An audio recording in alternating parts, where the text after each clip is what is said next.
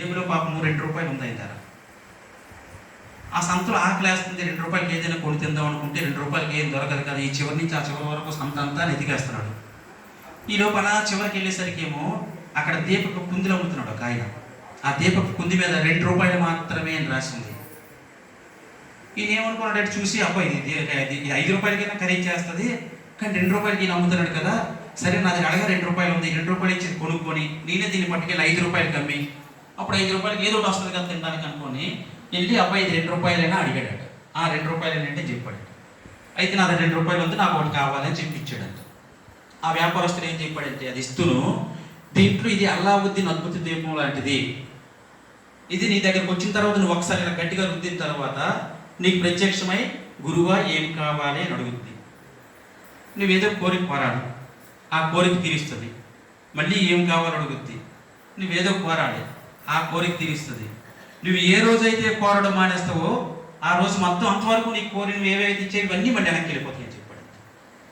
అప్పుడు నేను ఏమనుకున్నాడంటే, నేను బాగా పేదవాడిని, అలాగైతే నాకు బోర్డు కోరికలు ఉన్నాయి ఏకమును, మొత్తం అన్నీ తీరిపోతాయి ఏకం అని చెప్పేసి ఆ ₹2 ఇచ్చి అది కొనుక్కొని వెంటనే అక్కడే రుద్దేసి ఆకలేస్తుంది కదా, రుద్దేసిన వెంటనే ఆ భూతం ప్రత్యక్షమై గురువా ఏం కావాలి అడిగింది.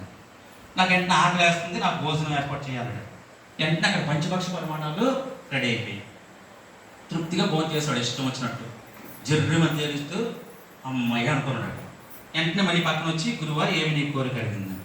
బాగా తిన్నాడు కదా, ఒకసారి ఆలోచించి నిద్ర వస్తుంది, భుక్తాయాసం, నాకు పడుకోవడానికి ఏర్పాటు చేయాలన్నాడు. వెంటనే మనం చెప్తుంటాం కదా అవస్థ తూలిగా పడుకులు ఇవన్నీ ఏర్పాటు చేసింది.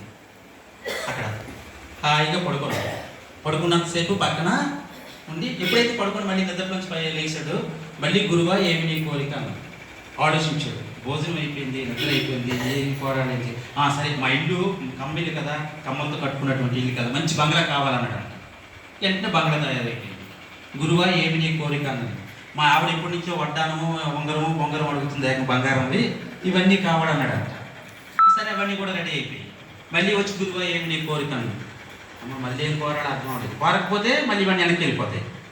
ఏం కోరాడు అర్థం అవ్వక ఇలాంటివి ఏమైనా అయితే మన సూర్యబాబు గారు ఉన్నారు కదా గ్రామ పెద్ద, అలాంటి ఆయన అయితే మంచి మన సలహా ఇస్తాడని చెప్పి సూర్యబాబు గారి దగ్గరికి అడిగాడు. సూర్యబాబు గారు మీరు గ్రామ పెద్దలు, మరి మీకు ఇలాంటివన్నీ తెలుసు కదా, అది కోరకపోతే మళ్ళీ అన్నీ వెనక్కి వెళ్ళిపోతాయట. ఇప్పుడు నా దగ్గర కోరడానికి ఇంకేం కోరికలు లేవు, కావాల్సినవన్నీ తీర్చేసుకున్నాను, ఇప్పుడు మళ్ళీ ఏం కావాలో అడుగుతుంది, ఏం చేయాలని. ఆయన ఏమన్నారంటే, నేను కొత్తగా ధ్యానంలోకి వచ్చినమ్మా, గ్రామం లేదు మొగుడి పిల్లల తవ్వులు అన్నదమ్ముల తవ్వులు అంటే నేను తేల్చగలను, కానీ ఇది ఆత్మకు లేకపోతే జన్మలకు సంబంధించినటువంటి ఏదో సూక్ష్మం ఉంటుంది ఇందులో. మరి నేను కొత్తగా 1-2 సంవత్సరాలు అవుతుంది ధ్యానంలోకి వచ్చి, నాకు అంత మర్మం తెలియదు. మన ఊరి చివర పక్కన చెట్టు ఏదో ఉంది, ఆ చెట్టు దగ్గర ఒక యోగి కూర్చొని ఉంటాడు, గురువు గారు ఆయన దగ్గరికి వెళ్ళాడుకు అన్నాడు. సరే అని చెప్పి ఆయన దగ్గరికి వెళ్ళాడు. ఇలా గురువు గారిని అడిగితే ఆయన దగ్గరికి రమ్మని చెప్పి చెవిలో ఒక మంత్రం చెప్పాడు, అంటే ఒక పని చెప్పాడు, ఇది చేయి నీకు సమస్య క్లియర్ అయిపోద్దని. సరే అని చెప్పాను. ఇది అంటే పక్కన ఉంది కదా, ఇప్పుడు కాడేటప్పుడు అడుగుతుంది కదా, గురువా ఏమి నీ కోరిక అన్నదంట. ఏమి లేదు, ఇక్కడ ఒక 6 అడుగులు గొయ్యి తవ్వు అన్నాడంట. వెంటనే 6 అడుగులు గొయ్యి తవ్వింది. 6 అడుగులు ఎప్పుడైతే పూర్తయిందో గురువా ఏమి నీ కోరిక అన్నదంట. అంటే ఆ గురువు చెప్పినటువంటి మంత్రం అనమాట ఇది. ఆ ముందు ఎలక్ట్రికల్ స్తంభం ఒకటి పెద్దది ఉంది కదా, తీసుకొచ్చింది పాతి అన్నాడంట. ఆ ఎలక్ట్రికల్ స్తంభాన్ని తీసుకొచ్చి పాతిస్తుంది. పాత్ర ఎప్పుడైతే పూర్తయితే మళ్ళీ గురువా ఏమి నీ కోరిక అన్నదంట. ఏమీ లేదు, నేను వచ్చి ఆగమన్నంత వరకు ఈ స్తంభం ఎక్కడో దిగడం చేయి, నేను వచ్చి ఆగమన్నప్పుడు ఆగానడంట. అదేం చేస్తుంది అప్పుడు, ఎక్కడో దిగడం, ఆగమంటేనే కదా అప్పుడు వచ్చి మళ్ళీ ఏమి నీ కోరిక అంటారు, అంతవరకు ఎక్కడో దిగడం చేస్తుందంట. ఇప్పుడు ఈయన ఇంటికి వెళ్ళిపోయి హాయిగా ఆయన సంపాదించి వచ్చినటువంటి డబ్బులతోనే హాయిగా భార్య పిల్లలతో ఎంజాయ్ చేస్తూ 1 సంవత్సరం పోయే గుర్తొచ్చింది, ఇది ఏం చేస్తుంది చూద్దామని. మళ్ళీ ఆ స్తంభం దగ్గరికి వచ్చాడంట. వచ్చి చూస్తే ఇది పాపం ఎక్కి దిగి ఆయాసపడి అలసిపోయి అలాగ స్తంభం కిందని ఆ 3-4 స్తంభం చేరపడి అది ఉండిపోయిందంట.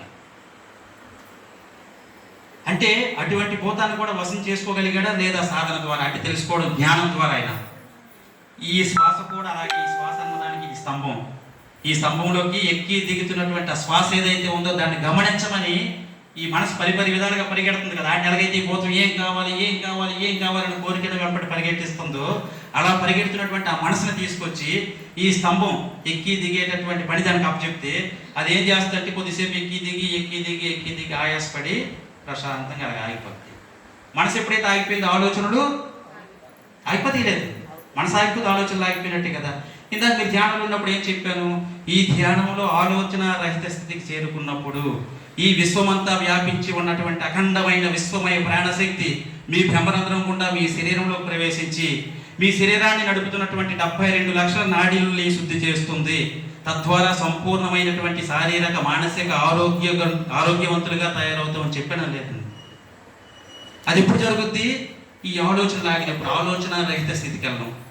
ఈ ఆలోచన రహిత స్థితికి వెళ్ళడానికి ధ్యానం తప్పించి ఇంకేదైనా సృష్టిలో మార్గం ఉందో చెప్పండి. ఏ డాక్టర్ అయినా ఏ సైంటిస్ట్ అయినా కనిపెట్టాడా?